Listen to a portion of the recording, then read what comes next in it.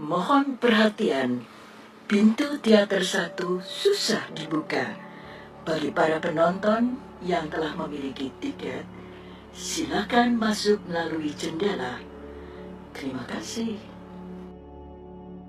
Malam mulai menemani pedukuhan Woro Wetan.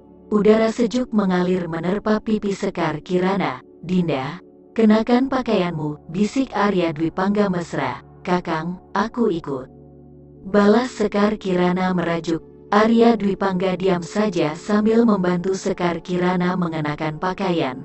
"Dinda, kamu tampak semakin ayu dan cantik memakai pakaian kebesaran ini," ujar Arya Dwi Pangga tertegun. "Ini hanya pakaian senopati, Kakang," sahut Sekar Kirana. "Dinda, Kakang harus segera ke Goa Batu untuk membawa Raden Jasawiret keluar dari pedukuhan ini," ujar Arya Dwi Pangga. "Kakang," panggil Sekar Kirana. "Kenapa Dinda?" tanya Arya Dwi Pangga. "Kakang, tugas Dinda menangkap Raden Jasawiret," sahut Sekar Kirana lalu memeluk erat lelaki itu dari belakang. "Dinda, Kakang tidak bisa tinggalkan Raden Jasawiret," balas Arya Dwi Pangga. "Kenapa Kakang?" tanya Sekar Kirana. "Kakang sudah ditolong Raden Jasawiret saat Kakang buta dan kehilangan kesaktian akibat ilmu rajut busana.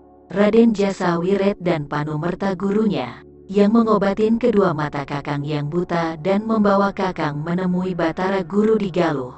Dengan ajian Batara Durja dari Batara Guru, Kakang memiliki kembali kesaktian Kakang. Kakang juga menjadi murid Batara Guru, karena untuk memunahkan ilmu rajut busana dalam tubuh Kakang, Kakang diharuskan mempelajarin ilmu Batara Durja dari Batara Guru. Kakang berhutang budi pada Raden Jasawiret." "Dinda," ujar Arya Dwi Pangga menikmati pelukan hangat Sekar Kirana. "Ah Kakang," bisik Sekar Kirana manja. Apa keselamatan Raden Jasawiret kalau di tangan Majapahit, Dinda?" tanya Arya Dwi Pangga mulai goyah. "Dinda pernah mendengar dari Raja Putri Tribuana Tunggadewi untuk mengasingkan Raden Jasawiret dan keluarganya.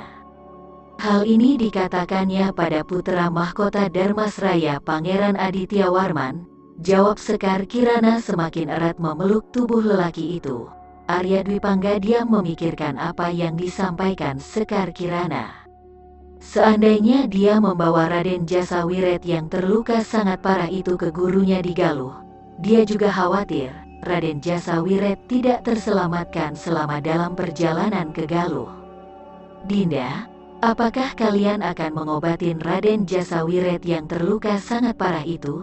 tanya Arya Dwi Pangga memastikan pada Sekar Kirana. "Kakang, setiap tawanan yang sakit atau terluka dalam perang, pasti diobatin dulu sampai sembuh.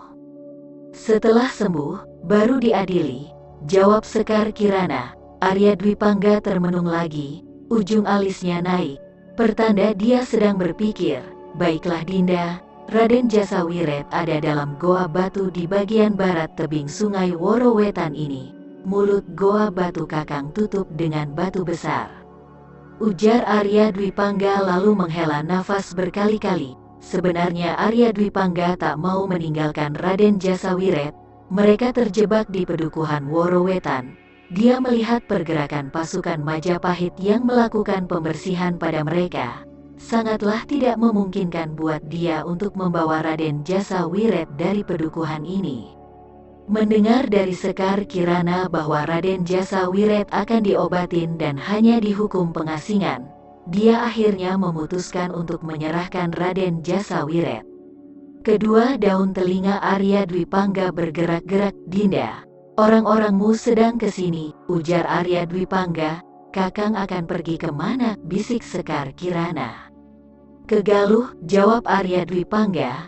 Semakanan nasi kemudian, rombongan Senopati Randu Ijo sudah menutupi jalanan di depan rumah Ki Danu. Kesatuan prajurit pendam perlahan mengelilingi rumah Ki Danu. Jalanan setapak itu terang oleh obor-obor yang dibawa rombongan Senopati Randu Ijo. "Kakang, aku ikut," pinta Sekar Kirana berharap. "Tidak Dinda," balas Arya Dwi Pangga lalu menyambar pakaiannya di atas pembaringan. "Aku akan ke Galuh, Kakang." Setelah aku selesaikan urusanku dengan Gajah Enggon dan meletakkan jabatan senopatiku, ujar Sekar Kirana tegas, jangan, Dinda. Nanti kau akan menyesal bila bersamaku, cegah Arya Dwi Pangga sambil mengikat kain pinggangnya. Kakang, 5 purnama setelah purnama ini, temuin aku di Pedukuhan Kajang di lereng Gunung Larang Sri Manganti, di rumah Resi Winata. Sahut Sekar Kirana mengambil senjata kipasnya di sebuah meja rotan samping pembaringan. Apa? Tanya Arya Dwi Pangga terkejut. Kenapa kakang? Tanya balik Sekar Kirana tersenyum. Siapamukah Dinda di Pedukuhan Kajang? Tanya Arya Dwi Pangga lalu membuka daun pintu bilik, diikuti Sekar Kirana dari belakang. Aku dari sana kakang, aku dari Garut.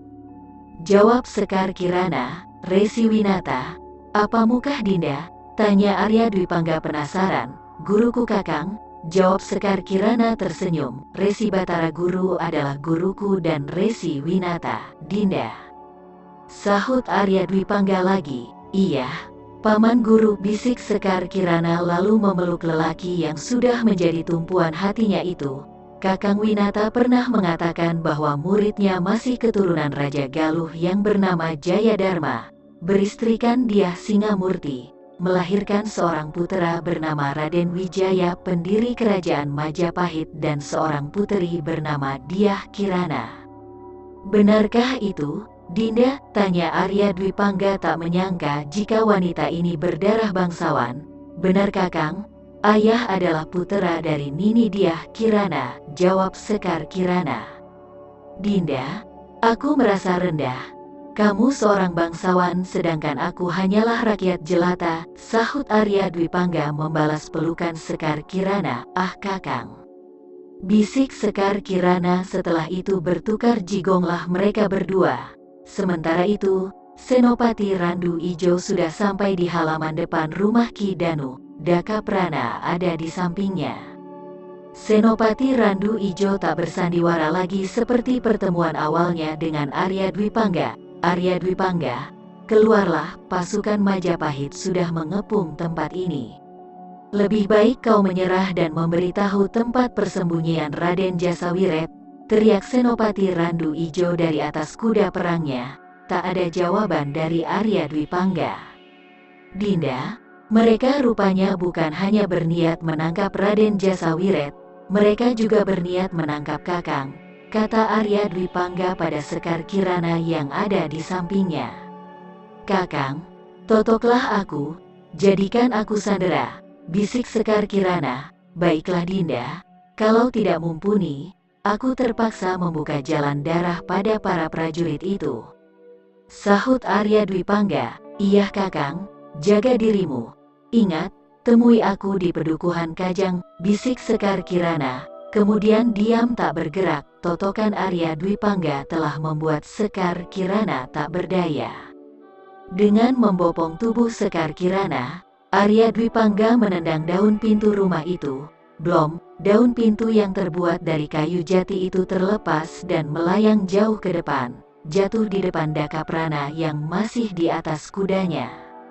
Hahaha, Ki Randu, tipu dayamu terlalu dangkal, teriak Arya Dwi Pangga yang sudah berdiri di depan rumah Ki Danu itu. Ho ho ho, ku akui kau tak bisa diremehkan. Balas Senopati Randu Ijo, kau mau menangkap aku, tua bangka, teriak Arya Dwi Pangga.